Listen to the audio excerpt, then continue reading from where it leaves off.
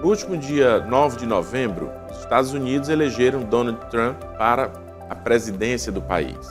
O republicano conquistou 312 delegados contra 226 da candidata democrata e vice-presidente Kamala Harris.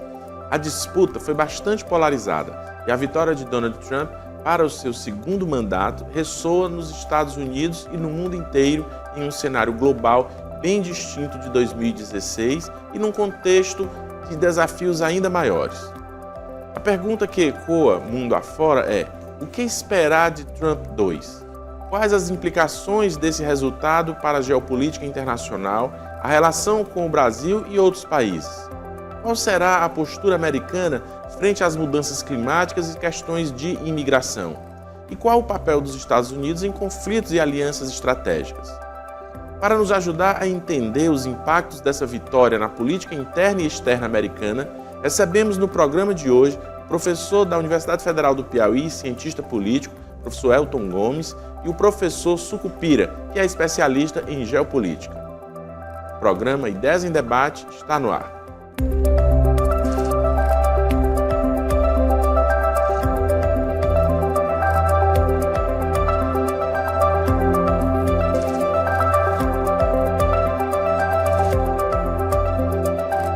Bom, eu começo dando as boas-vindas aqui mais uma vez ao Ideias em Debate e eu queria já iniciar pedindo que os professores pudessem fazer uma análise geral da vitória de Donald Trump depois dele ter perdido a disputa da própria reeleição em 2020. Um aspecto que chama a atenção é que ele voltou ainda mais forte, com uma votação surpreendente, tanto de delegados quanto da população. Aqui vocês atribuem essa reviravolta e o que esses dados nos dizem sobre o comportamento do eleitorado republicano? Olha, a eleição do presidente Donald Trump, que vai assumir em janeiro, ela ocorre em um momento onde nós estamos assistindo um novo rearranjo de poder no mundo. São muitas as implicações. A eleição do presidente Donald Trump traz, né, um Trump muito mais forte, né, com uma capacidade de poder quase que absoluto. Porque fez a maioria na Câmara, fez a maioria no Senado, tem a maioria no Supremo e também teve a maioria de votos, número de eleitores, ou seja, ele vem muito mais forte. Né? Em um momento em que existe uma fragilidade, né, nas decisões multilaterais. E a gente tem que fazer uma referência à ONU nesse momento que passa por um momento praticamente de inércia dentro do Conselho de Segurança da ONU e num momento onde o mundo, globalização, tem o multilateralismo como uma de suas características principais. Trump, ele é um unilateral. As decisões unilaterais, que vai produzir implicações de ordem de caráter ambiental, ele já colocou muito claramente que vai retirar os Estados Unidos do Acordo de Paris, né? No mundo onde se prega uma liberdade, sabe, nas relações comerciais, ele já colocou muito claramente que vai produzir um conjunto de ações, né, para o aumento das tarifas de importação. E direcionou mesmo para a China, né, que é hoje o maior concorrente nos Estados Unidos quando se trata de comércio global. E isso sem falar da questão, né, da deportação em massa. E assistimos isso, estamos ouvindo isso em um momento em que o mundo amplia, né, em função das tensões cada vez maior de refugiados. Nos Estados Unidos são 1.900.000 brasileiros que vivem nos Estados Unidos e desse total 230 mil são ilegais. Quando ele coloca que vai ampliar, né, a sua guerra comercial com o aumento das taxas de importações, o Brasil também tem, né, uma preocupação com relação a isso, porque os Estados Unidos é o nosso segundo maior parceiro comercial. O primeiro é a China. Então, essa guerra comercial que ele colocou, que vai colocar em prática, né, vai nos levar a 2018, quando ele começou uma guerra comercial com a China, com o aumento das tarifas de importações. E tem um detalhe, do ponto de vista interno, ele vai, literalmente, perseguir, foi essa a expressão que ele utilizou, os inimigos que ele considera, né, que devem ser perseguidos. Esse viés, sabe, de um Trump muito autocrata, né, me preocupa, né, e preocupa, né, com certeza, diversos chefes de Estado, né, preocupa a China, preocupa a União Europeia, preocupa o Brasil, preocupa o Hugo Chávez, desculpe, já falecido Hugo Chávez, o Nicolás Maduro. Né, preocupa o México em função da questão de fronteira. Vamos lembrar que os Estados Unidos têm uma economia extremamente forte e impôs em 2018, em função da sua característica, uma mudança no acordo do NAFTA. Então, são essas as minhas preocupações que eu tenho com relação a um futuro governo Trump. Preocupa a própria União Europeia como um todo, né? O mundo como um todo. Professor, como é que o senhor vê essa ascensão de Trump novamente ao poder? Trump chega ao poder depois de uma vitória eleitoral bastante significativa, na qual, como o professor Sucupira colocou, obteve não só a maioria dos votos populares, mas a quantidade bem acima do que se esperava de delegados eleitorais nesse sistema de eleição indireta norte-americano. E isso é fruto de um processo que começou ainda depois que ele perdeu as eleições de 2020. Muitos acreditavam que depois de perder as eleições de 2020, o trumpismo, que dependia muito da figura do líder carismático, da figura do messias político, como ele se apresentava, não teria mais grande capacidade de se projetar. Entretanto, Trump e seus aliados transformaram gradativamente o GOP, o Partido Republicano, em um partido trumpista. Eles transformaram o partido de centro-direita em um partido de direita populista. E isso teve implicações bastante significativas do ponto de vista da dinâmica do poder interno nos Estados Unidos, porque, dentre outras coisas, o Partido Republicano foi capaz de avançar em áreas onde antes existia uma liderança muito cômoda para o Partido Democrata. Foi o caso, por exemplo, do eleitorado negro e latino, que viu uma parcela desse segmento da população migrar para o trumpismo em função de um problema seríssimo da administração Biden, que foi a dificuldade de reativar a economia, um elevado nível de desemprego, a maior inflação desde 1984 e a adesão do governo Biden e da sua vice Kamala Harris, que substituiu o cabeça de chapa e presidente da República Biden depois do mau desempenho do debate contra Trump, porque foi justamente aderir à chamada pauta woke, a pauta da esquerda identitária, que tende a ser rejeitada pelo cidadão americano típico, o eleitor mediano, que é predominantemente religioso e conservador. Então, isso abriu caminho para que Trump pudesse retornar ao poder com uma maioria bastante pronunciada em termos legislativos, com a possibilidade de ampliar ainda mais a maioria que já existe hoje, a maioria conservadora na Suprema Corte, diferentemente do que acontece no Brasil. A Suprema Corte americana é integrada por 9 juízes, 6 dos quais já são conservadores, e há um prognóstico que ele possa indicar pelo menos 1 ou 2 juízes a mais, dilatando essa vantagem que os republicanos já têm. Mas, do ponto de vista das relações internacionais, da geopolítica, o que nós temos é um cenário muito mais conflagrado do que aquele que nós tínhamos à época em que Trump primeiramente chegou ao poder. Naquela época existiam tensões, existia pontos de inflexão muito fortes, começava a se acentuar essa rivalidade, essa competição hegemônica entre os Estados Unidos e a China, mas agora, além dessa competição hegemônica, está muito mais intensa, com a formação, inclusive, de blocos de estados que lembram a Guerra Fria.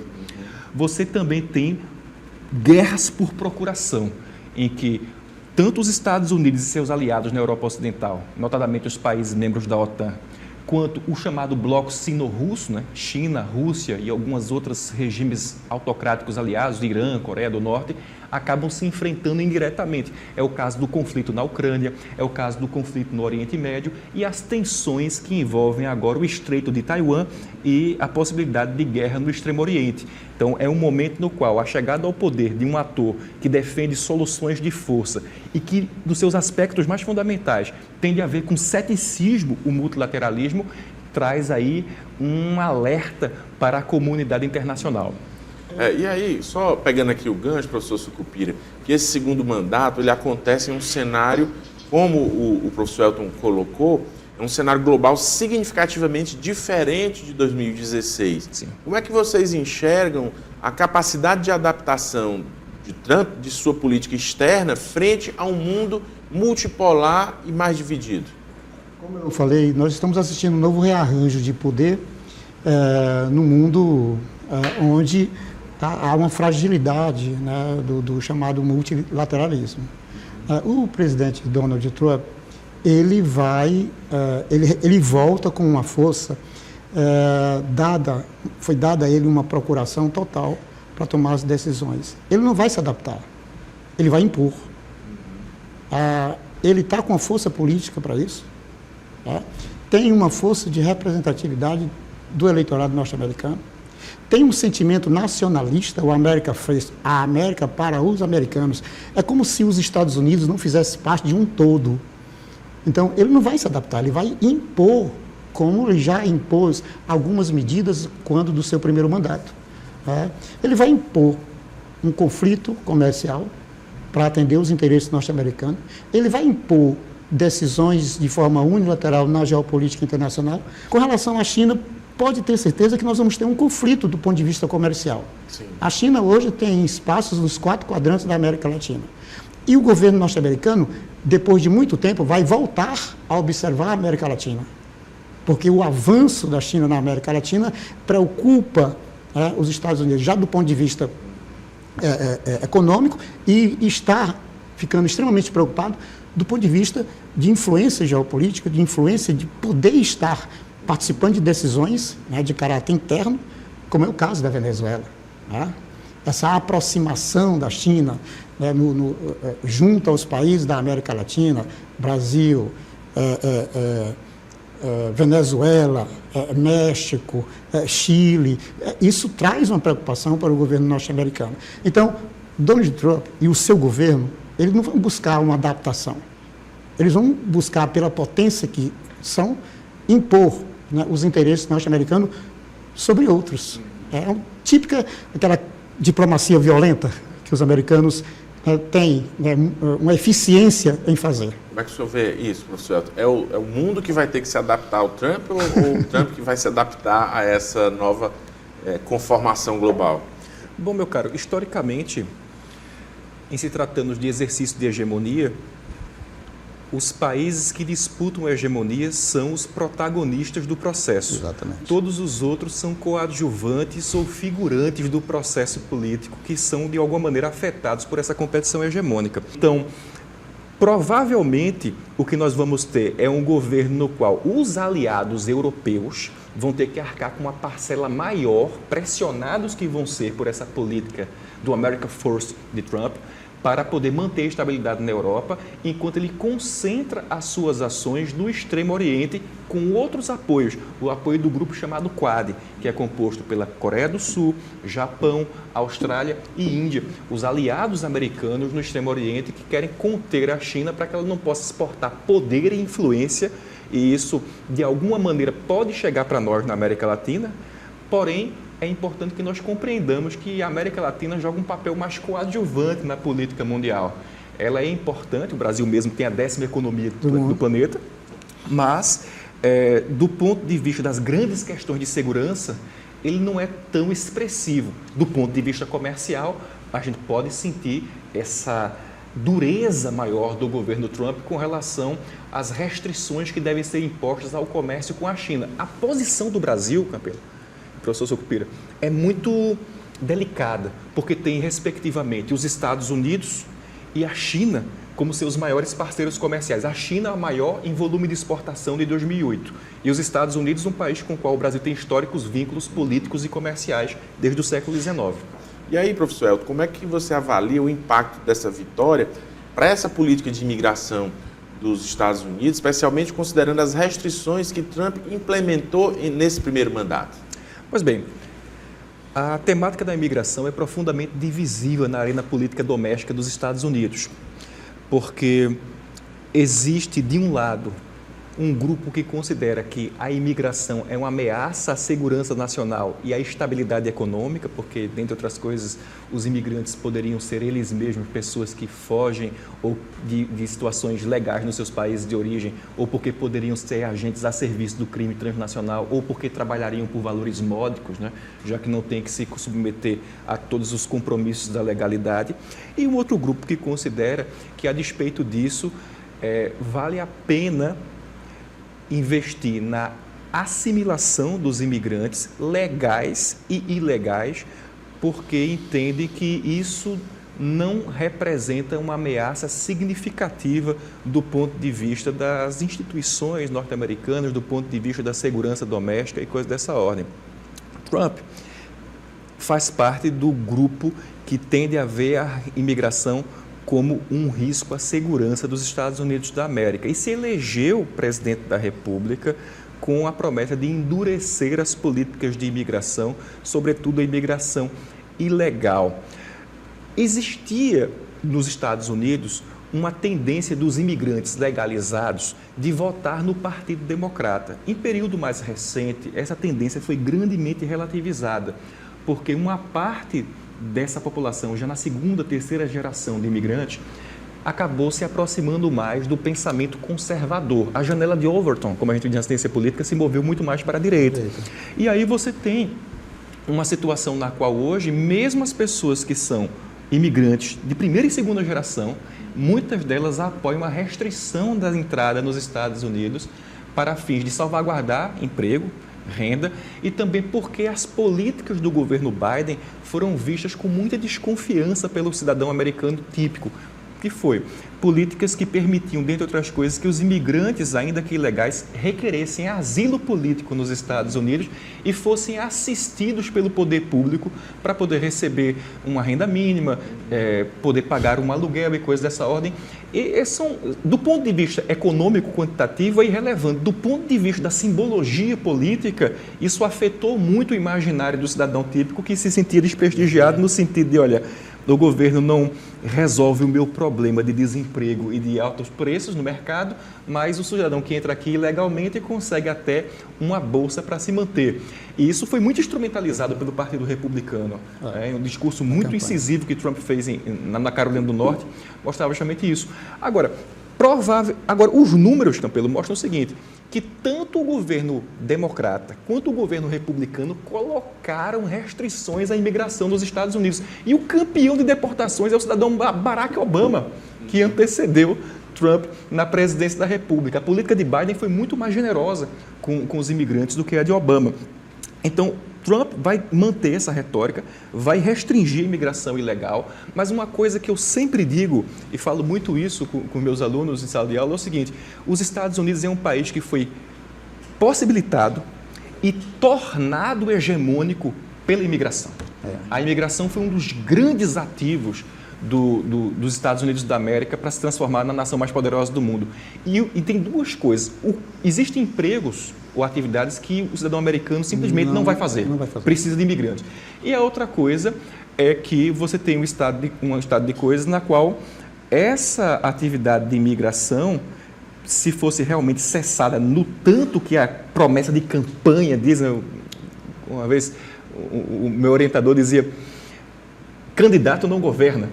Ou seja, acabou a campanha e essas coisas vão ter que ser colocadas dentro do parâmetro da realidade. Exatamente. Ou seja, inclusive você deportar em massa todos os ilegais seria mais caro do que você fechar todas as fronteiras. O que é mais interessante é que a classe média americana, ela absorve esse discurso trumpista, olha, de uma facilidade enorme. Porque, como eu falei, deportação em massa, gente, essa expressão é muito forte. E quando eu observo isso, em alguns países, né, alguns imigrantes de alguns países vão sofrer mais do que outros, porque o Trump vai utilizar isso como barganha de negócio, principalmente com o México. Tá? Você pode ter certeza que vai haver o uso dessa questão da deportação e da dificuldade da entrada, que é a principal porta de entrada para os Estados Unidos, com a questão econômica. Tá? Ele vai fazer esse casamento. Tá? para fazer esse casamento. Por onde que entram os imigrantes nos Estados Unidos? México. Ele vai utilizar isso de forma muito mais dura com o México do que qualquer outro país. Qualquer outro país o México vai sofrer com isso. E eu fico pensando também nessa questão da situação dos brasileiros, né, que é uma quantidade significativa. Significativa. Como é que fica essa situação?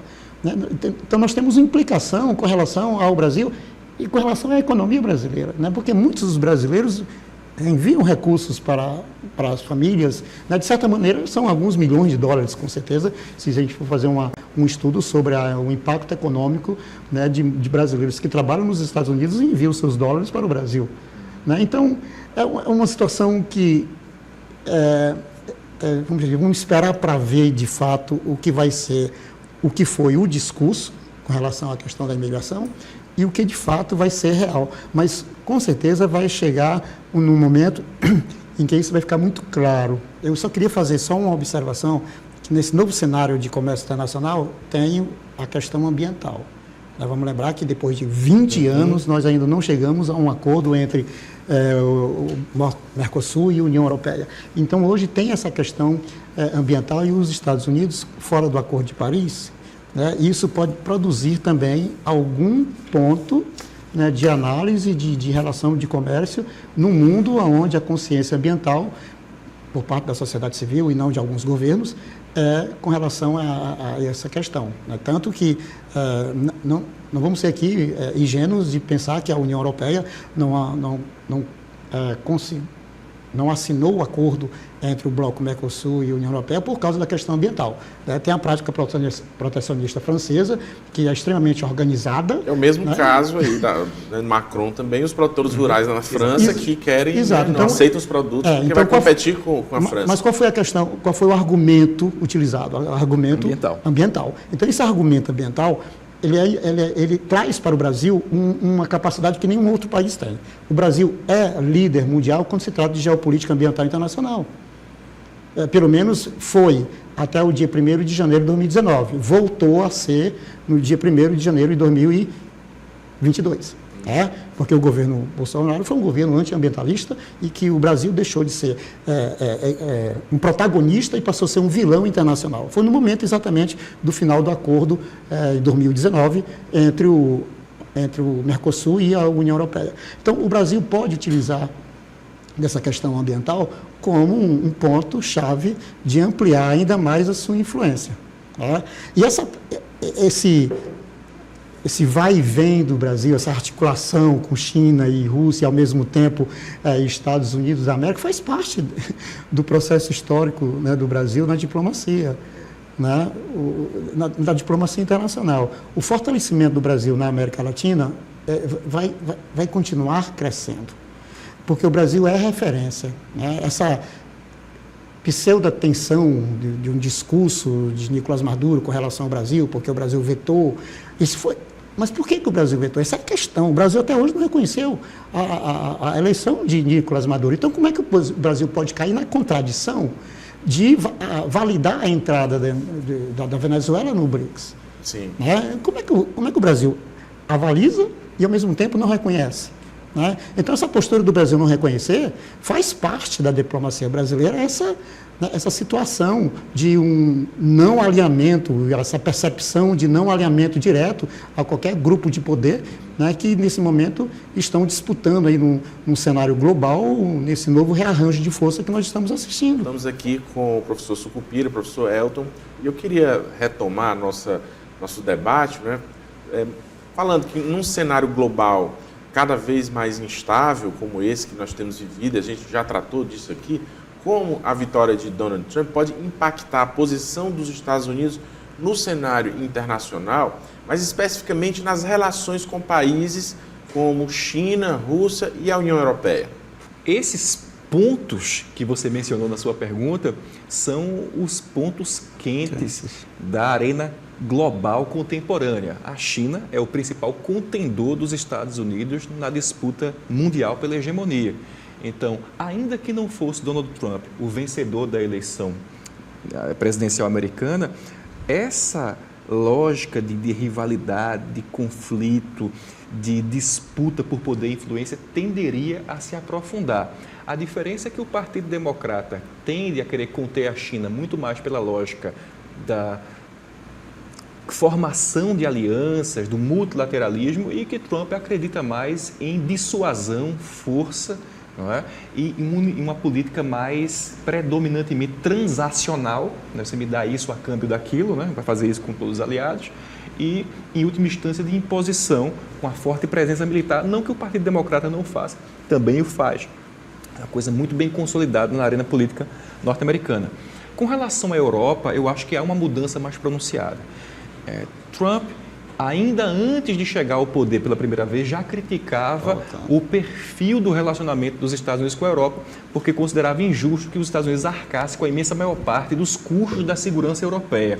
Citando Reagan, ele buscava uma lógica pela qual os parceiros europeus arcassem mais com os gastos de segurança. E naquela época em que ele foi presidente a primeira vez, já criticava a dependência que a Europa tinha do gás russo.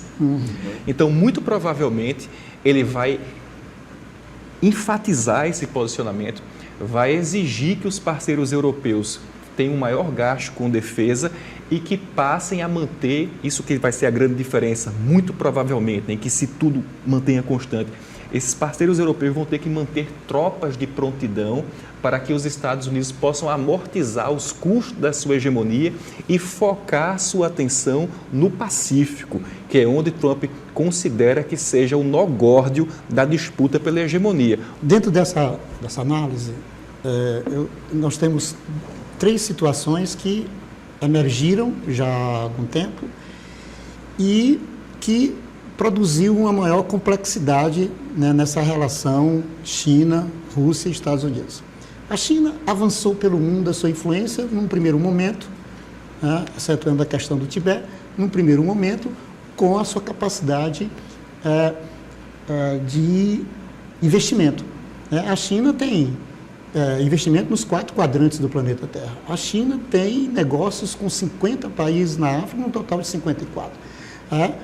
Então, ela avançou num primeiro momento do ponto de vista já econômico.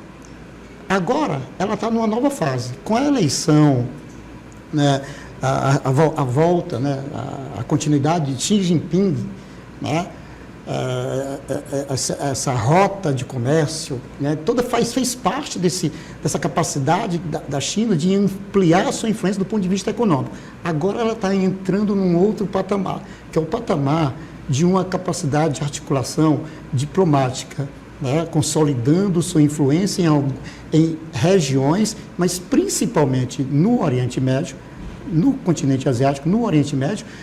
Essa influência, sabe, da China, que faz parte de todo um conjunto maior de ações para ela avançar ainda mais do ponto de vista econômico, ela está agora num viés diplomático. A Rússia, fragilizada, falida no final do contexto da Guerra Fria, apresentou uma recuperação econômica e perdeu espaço ao longo desse tempo. Quando a Rússia perde força, em função da queda do Muro de Berlim e diversos outros fatores, o Ocidente avança sobre a área que outrora era de influência da antiga União Soviética e chegou até as portas, né, da Ucrânia. Vladimir Putin recupera a economia e volta ao cenário internacional como uma potência, mas não através de uma potência econômica, apesar do uso dos recursos naturais, como gás natural e petróleo, né, porque os principais produtos de exportação da Rússia é hidrocarboneto, né, e arma, né, equipamento bélico. E aí ela volta a ter um poder econômico e investe numa recuperação, né, de uma indústria bélica, e se coloca, a expressão é essa, se coloca novamente como uma potência, mostrando para o mundo, invadindo a Ucrânia e dizendo até aqui e ninguém mais além daqui. Pronto, colocou esse ponto. Os Estados Unidos, que sempre teve uma força econômica, mas a sua política foi sempre de uma intervenção forte, utilizando a intervenção militar, e a gente pode citar vários exemplos disso para derrubar o governo. A ação militar, hoje, China, Estados Unidos e Rússia se equiparam. na capacidade do ponto de vista militar, o que não é histórico da China, né, mas é histórico dos Estados Unidos. Então, nós estamos assistindo hoje, né, 3 atores, né, onde a dinâmica e as relações entre elas mudou muito. É um cenário muito mais complexo do que do período da Guerra Fria. O que podemos esperar na postura dos Estados Unidos em relação aos organismos internacionais, como a ONU e a OTAN? E eu digo até a própria OMC também, nesse segundo mandato de Trump. Trump, historicamente, tem uma postura de ceticismo com relação às instituições internacionais, daquilo que nós chamamos de OGIs, as organizações governamentais internacionais, aquelas compostas por estados soberanos. Trump considera que essas instituições só têm poder quando os estados poderosos, notadamente os Estados Unidos, emprestam as suas capacidades, né? Em dada ocasião, parafraseando o professor Mersheimer, ele chamou as instituições internacionais de empty boats, né? Barcos vazios, que só são remados pela força, né, dos braços dos estados poderosos. E essa concepção ultra-realista das relações internacionais faz com que ele vá manter a participação dos Estados Unidos nessas organizações, mas não vá transformá-las em uma prioridade de primeiríssima ordem, como é a ideologia, ou pelo menos o ideário básico de atuação no plano político internacional do Partido Democrata. A probabilidade maior é que nesse segundo mandato ele não só pressione os aliados a investir mais nas instituições, dentre elas a própria Organização Mundial da Saúde, dentre elas a própria Organização Mundial do Comércio, né? Mecanismos especializados para cooperação temática em áreas específicas, mas que procure por todos os meios fazer muitos acordos bilaterais, ou seja, a ideia da política externa americana sobre Trump, ela não vai desmantelar. Não me parece verossímil nem factível que os Estados Unidos desmantele as organizações internacionais, até porque essas instituições já foram grandemente concebidas como um veículo de poder dos Estados Unidos para conter o bloco soviético na época da Guerra Fria. Eles também têm sua instrumentalidade para conter a China no período atual. E aí os Estados Unidos vai manter essas instituições, mas vai fazer o máximo de acordos bilaterais que puder. Acordos bilaterais com o México, acordos bilaterais com o Brasil, acordos bilaterais com seus parceiros no Oriente Médio, Arábia Saudita, Israel, acordos com os estados europeus para fins de segurança no âmbito da OTAN, para fins de alinhamento político-econômico nessa disputa contra o bloco sino-russo com as principais nações pensadas em termos econômico-comerciais do mundo. Então, é provável que o cenário para as instituições internacionais seja um cenário no qual você não tenha mais aquela dinâmica de um prestígio muito grande das instituições. As instituições continuam, mas elas vão ser vistas como um elemento não tão prioritário. Durante o período Biden, houve uma revitalização do papel das instituições, com os Estados Unidos agindo como aquilo que a gente chama de paymaster, né? Ou seja, aquele que banca as instituições internacionais.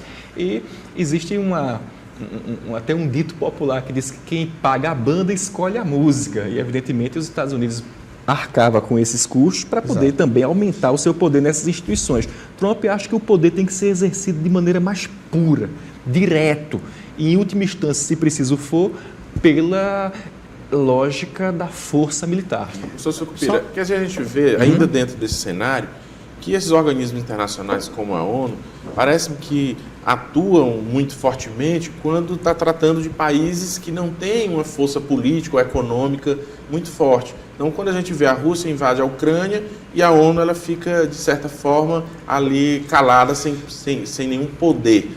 Então, isso deve permanecer, isso demonstra um fracasso desses organismos internacionais. Como o Trump poderia, nesse cenário aí, atuar de alguma forma, ou vai acentuar ainda mais esse fracasso? Olha, no caso do organismo da ONU, fracasso não chegou a ser, porque a ONU ela tem, diversas atuações do ponto de vista de caráter humanitário, né? Você tem refugiado. Então, a atuação da ONU ela é muito, muito, muito abrangente e tivemos resultados extremamente positivos. Agora, no cenário da geopolítica internacional, a gente fica muito preso à questão do Conselho de Segurança da ONU, que não é nada democrático, né? Você tem 5 países que têm poder de veto e 10, né, sem poder de veto, é um mandato temporário a cada 2 anos, né? Então, e está cumprindo a mesma função do período da Guerra Fria. Como assim? Os interesses norte-americanos. Por várias, né, acho que 3 ou 4 vezes, foi aprovada resoluções contra o Estado de Israel, que foi vetado pelos Estados Unidos da América. Teve uma votação que foi 14-1, pela primeira vez, né, e ficou marcante isso, ficou marcado, né, nessas questões, com o veto dos Estados Unidos. Então, a ONU, ela perdeu força de impor, né, por falta de interesses. Um discurso unissono, que há muito tempo, não temos Conselho de Segurança da ONU, um discurso unissono, e isso, de fato, mostra a sua fragilidade. Agora, como isso pode, né, mudar? Vai mudar, e aí, para uma situação de maior fragilidade em função da postura, né, e da prática. No primeiro mandato de Donald Trump, ele retirou os Estados Unidos, retirou a contribuição norte-americana do Conselho da Organização Mundial da Saúde. E o Biden retorna. Então, isso mostra que é uma decisão unilateral. Não, de acordo com Donald Trump, a OMC não estava fazendo o que devia fazer dentro de uma ideia defendida pelo governo norte-americano. Então, Trump retira-se e deixa de fazer esse financiamento. Então, quem contribui tem um poder de participar da festa, ou seja, de poder decidir. Não foi à toa que o Brasil teve que pagar, né, algumas dívidas de alguns órgãos da ONU que o Brasil estava há muito tempo devendo. Então, o Brasil estava já sendo ameaçado de ser expulso de algumas organizações e, por não estar mais presente, não tinha poder de participar de um processo decisório. Então, a ONU ainda é muito importante, é extremamente importante, e fazer parte dela, tendo capacidade de influenciar num processo decisivo, a contribuição tem que ser maior. Sim, professor. A esse respeito, eu acho que vale um adendo que é importante. Durante o seu primeiro mandato, Trump foi muito duro com relação à diplomacia dos Estados Unidos nas organizações internacionais, chegando mesmo, como o professor colocou, a suspender, por certo período de tempo, a parcela que cabia aos Estados Unidos no financiamento desses órgãos. O que foi visto inicialmente por ele e seu grupo político como uma demonstração de força, mas depois acabou se revelando num efeito perverso, uma consequência não pretendida, que foi o avanço da influência chinesa sobre esses órgãos, principalmente do ponto de vista da Organização Mundial da Saúde, onde o poder da China ficou tão premente que foi eleito diretor-presidente o ex-chanceler da Etiópia, Tedros Adhanom, que é abertamente sinófilo, né? um indivíduo totalmente pró-China, que até adiou a decretação de emergência de saúde pública de caráter planetário, pandemia, para não prejudicar os interesses chineses. Então, a partir dessa experiência, Trump, J.D. Vance, o seu vice, Rubio, que será o secretário de Estado, ministro das Relações Exteriores, e outros assessores importantes perceberam que não se pode simplesmente esvaziar as organizações internacionais, por mais que se tenha mais fé no pragmatismo, no realismo, nas relações unilaterais. Então, muito provavelmente, esse erro que foi cometido no primeiro mandato não tenderá a ser reproduzido. Os Estados Unidos vai sim querer fazer uma coisa mais rápida, direta com seus parceiros, tanto quanto possível, mas não vai querer esvaziar as organizações internacionais, porque não existe vácuo de poder. É verdade. Se você tem alguém que abre mão de exercer o seu poder, vem outro e o exerce. Foi um outro exemplo que eu quero citar, isso do ponto de vista econômico, foi a retirada. O Barack Obama trabalhou, para aquele acordo comercial com os países da Bacia do Pacífico. Como o Congresso norte-americano não teve tempo hábil, né, de votar a participação dos Estados Unidos naquele bloco na área, no mercado asiático, extremamente importante, o presidente Donald Trump, simplesmente por um decreto executivo, retirou os Estados Unidos. Ora, quem gostou da saída foi a China na Bacia do Pacífico. Avançou a sua influência ainda mais na região do Bacia do Pacífico. Então, é um erro estratégico, do ponto de vista no cenário econômico, que os Querer Estados Unidos... enfraquecer os organismos internacionais. que, com certeza, os Estados Unidos não vai cometer esse mesmo E erro. nesse cenário, pegando justamente nessa mesma linha de raciocínio, no que tange a questão climática, que Trump adotou uma política, inclusive, de retirada do Acordo de Paris. Que impactos nós podemos prever nesse Trump 2 na presidência dos Estados Unidos, especialmente considerando essas metas ambientais globais e o compromisso com o Acordo de Paris? Durante seu primeiro mandato, Trump retirou os Estados Unidos do Acordo de Paris, o principal instrumento da comunidade internacional para a conservação do meio ambiente. E ele fez isso com a alegação que era a seguinte: não adianta os Estados Unidos cumprir normas ambientais extremamente ambiciosas e restritivas do ponto de vista da sua produção doméstica se os outros maiores poluidores do mundo, ditaduras autocráticas que são hostis aos Estados Unidos, a China e a Rússia, não cumprem os seus respectivos, as suas respectivas cotas, suas respectivas obrigações. Agora, voltando ao poder, Trump, que tem uma retórica populista de geração de empregos, desenvolvimento econômico, tenderá a reproduzir argumentos semelhantes. Mas, como nós acabamos de colocar, é preciso para esse grupo político, e é um grande desafio, encontrar um ponto de equilíbrio no qual nem os Estados Unidos abandona completamente esses dispositivos e nem se compromete totalmente com eles. Porque se eles abandonar, isso abre mão para o aumento da influência da China e de outros atores, e se ele efetivamente seguir todas as normas ambientais e a China não o fizer, ele que já encontra uma dificuldade muito grande para poder concorrer economicamente com a China, vai ser ainda mais prejudicado. Então, provavelmente, o que a gente vai encontrar, sob as circunstâncias atuais, é uma espécie de solução intermediária, em que os Estados Unidos vai procurar, pela via transacional, pressionar os outros países para que eles possam cumprir metas ambientais, enquanto eles adiam ao máximo a adoção desses mecanismos para poder manter uma produção elevada. O professor está sendo bem otimista, sabe? Eu tenho uma visão muito cética com relação a essa postura do governo, no ponto de vista de ser um governo ambientalista, né? Ele vai sair o maior derrotado. Eu acho que ele vai sair novamente. Vai.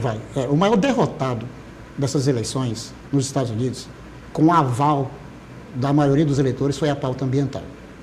Foi a maior derrota, a pauta ambiental. Né? Financiamento de campanha pela indústria do hidrocarboneto, não vai. Os Estados Unidos vai mudar a política ambiental que Biden...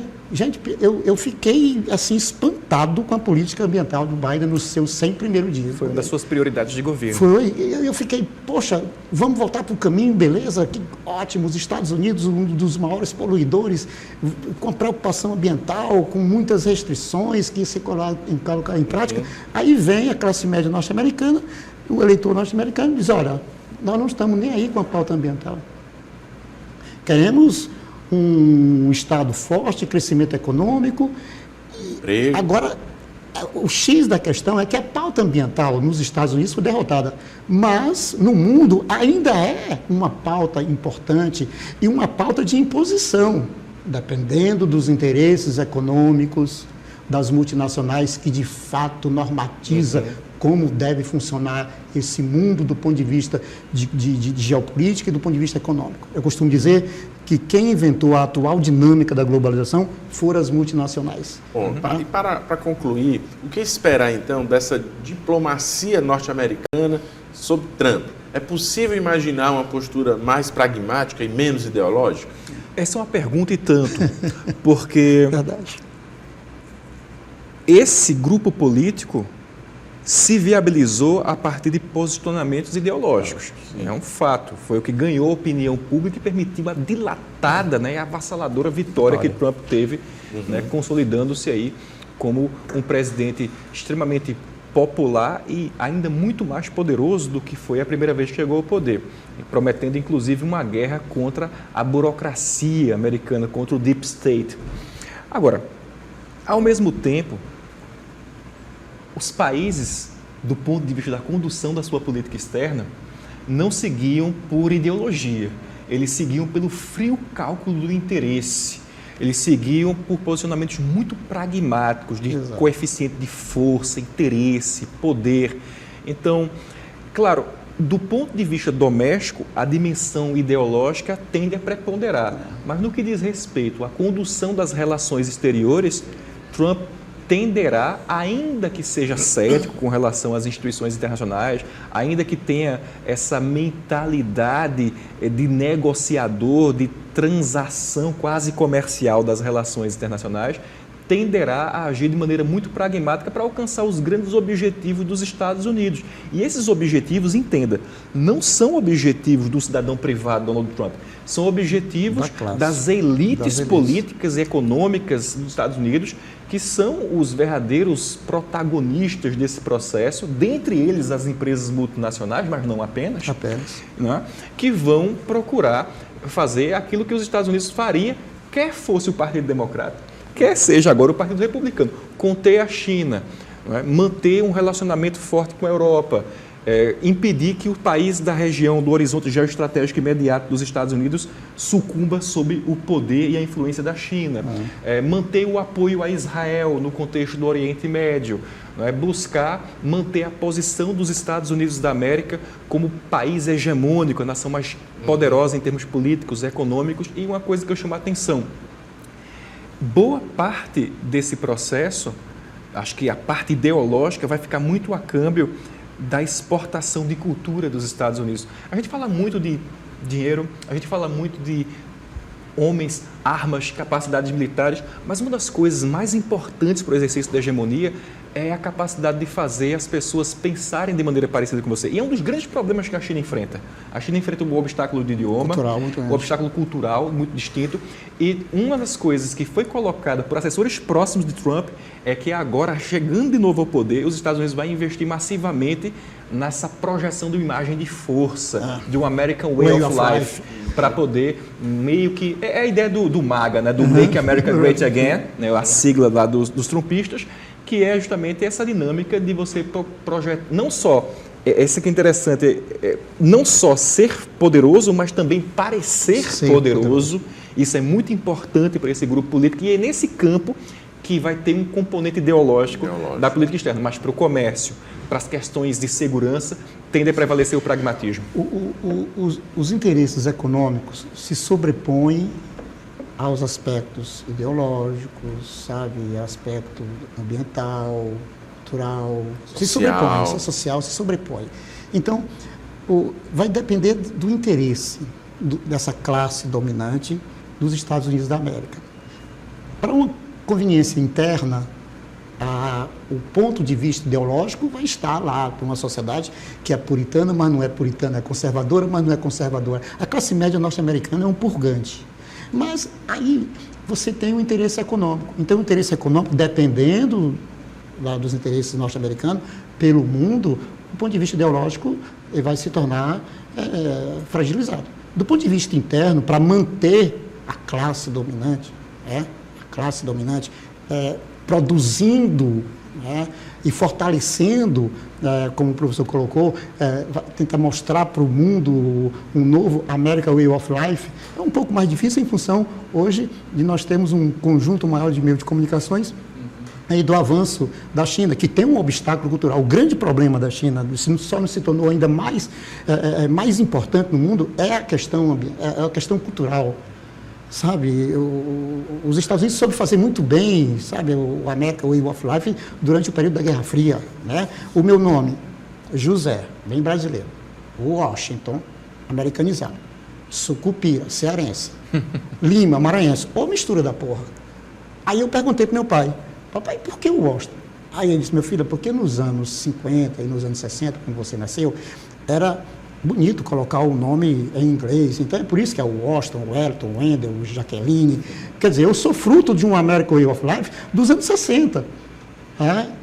Parecer como, viver como um americano, nem que seja só no nome, mas estava lá, sabe? Agora, isso hoje é um pouco mais complicado, porque ganhamos numa complexidade tão grande do ponto de vista cultural, do ponto de vista econômico, do ponto de vista de poder, sabe, de influência, Mas mesmo assim, os americanos ainda têm, os Estados Unidos da América têm uma força muito grande nesse sentido, sabe? Consegue produzir, sabe, uma verdade inexorável. Isso ainda são experts, né? Ainda são. Bom, nosso programa está chegando ao final e eu já agradeço aqui aos nossos entrevistados, professor Sucupira, professor Elton, por tratarmos aqui de um tema tão relevante para o mundo, é isso? Um tema da geopolítica e que vamos aguardar o que vai ocorrer nos próximos anos, né, nesse novo mandato de Donald Trump. E eu passo a palavra aqui aos nossos professores para que possam fazer aí suas considerações finais. Nós somos testemunhas de um processo histórico de grandes dimensões. A exemplo do que se processou na Guerra Fria, em que o futuro do mundo foi decidido na disputa entre os Estados Unidos e a antiga União Soviética, nós vemos hoje uma situação ainda mais complexa que envolve dois grandes grupos de Estados. De um lado, as democracias liberais capitaneadas pelos Estados Unidos, Europa e aliados extra-regionais, e do outro lado, o chamado bloco sino-russo, né, que congrega aí regimes autocráticos que são revisionistas da ordem internacional pós-Guerra Fria e pós-Segunda Guerra Mundial. Esse processo, para nós brasileiros, é particularmente importante, porque o Brasil, enquanto potência média regional, com aspirações a global player, ele precisa se conduzir de maneira muito cautelosa nessa arena internacional conflituosa que a gente está vivendo hoje, muito conflagrada, em que o Brasil tem muito boa relação, tanto com os Estados Unidos e o bloco ocidental, quanto com a China, sua principal parceira comercial em volume de exportação. E isso faz com que o Brasil, que tem uma diplomacia muito pragmática, muito universalista, alicerçada principalmente sobre a ideia do comércio exterior, não possa se dar ao luxo de ter nem aliados incondicionais e muito menos inimigos declarados.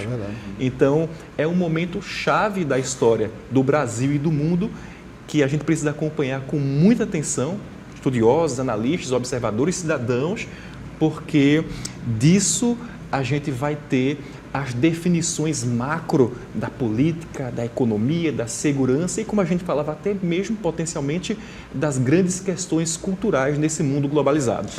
O geógrafo brasileiro Milton Santos, ele é autor de uma palavra que ele chama glocal. Você não entende o mundo a partir do global, você entende o mundo a partir do local. Você tem uma visão local e a partir dele você tem uma visão global. E o Brasil aprendeu. O Brasil tem uma das melhores diplomacias do mundo, né? Do mundo. É muito pragmática, sabe flutuar numa linha muito tênue, sabe, a diplomacia brasileira.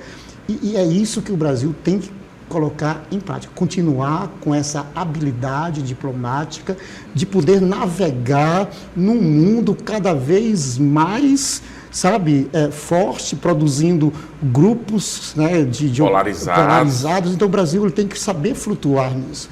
E é por isso que eu vejo com bons olhos essa capacidade que o Brasil teve de, juntamente com a China, com a Rússia, né, com a África do Sul, né, o economista Jim O'Neill foi um espetáculo, eu tenho que bater palma para ele. Foi ele que criou o termo BRIC, né, no estudo sobre o crescimento da economia. Então, esses países perceberam, do chamado Sul Global hoje, perceberam que eles poderiam, né, nos fóruns internacionais, nas votações internacionais, votar de forma conjunta naqueles interesses que eram convenientes aos quatro. E aí nós tivemos a conferência de Ekaterimburgo, na Rússia, em 2009, que foi criado o BRICS. E esse BRICS vem criando. Para mim, o exemplo do BRICS é o exemplo da capacidade que o Brasil tem de se inserir em um contexto internacional, sabe, participar de grupos cada vez mais fortalecidos e poder, minimamente, impor ou defender os interesses. E, nesse momento, o Brasil tem que continuar com essa capacidade, dessa linha tênue da diplomacia, de poder conversar com os Estados Unidos, falar o que tem que ser falado, né? Colocar os seus interesses, como também com a China, com a Rússia, sabe? Nessa tripolaridade, vamos colocar assim, tripolaridade. A própria União Europeia, né? Que já tem tido esse diálogo aí do acordo União Europeia-Mercosul. A União Europeia tem um problema próprio dela, que é extremamente complexa, né? Mas ela sofre, ela está no momento onde você tem a China, os Estados Unidos e a Rússia, sabe? E a União Europeia, ela, para mim, na minha análise, talvez seja o conjunto de países que possui uma situação extremamente complicada em função do enraizamento, sabe, da própria Europa nas tensões globais. Né? Aí você tem de um lado a Rússia, você tem do outro a China, você tem do outro os Estados Unidos, e a União Europeia, né, tem que conviver com esses três atores principais da ordem global hoje, né, apesar da força que a União Europeia tem, mas ela não tem o que parece que está retornando, que é a capacidade de defesa própria. Isso é um ponto frágil da União Europeia, a capacidade de uma defesa própria. A própria União Europeia defender os seus interesses. Ela precisa. Que é justamente a postura que é defendida pelo grupo político de Donald Trump. Exatamente. Que os Estados Unidos não tenham que arcar com a sua própria capacidade e com a capacidade europeia, porque os europeus, como aliados, também cumpram com suas obrigações de segurança. E, ao mesmo tempo, não pode abandonar, porque abandonando nós temos a influência chegando. Exatamente. Então, o mundo complexo. Bom, infelizmente temos que encerrar já o programa, o nosso debate aqui muito importante sobre esse tema que é tão caro para o mundo, né? Vamos aguardar aí como é que o desenrolar dos próximos anos na administração de Donald Trump. Então, agradecemos aqui aos convidados e também à sua audiência em casa e convidamos você a participar da nossa produção através das redes sociais, @Sistema o Dia e do WhatsApp, 869-9911-2111. Você pode também sugerir pautas e nos enviar feedback dos assuntos discutidos.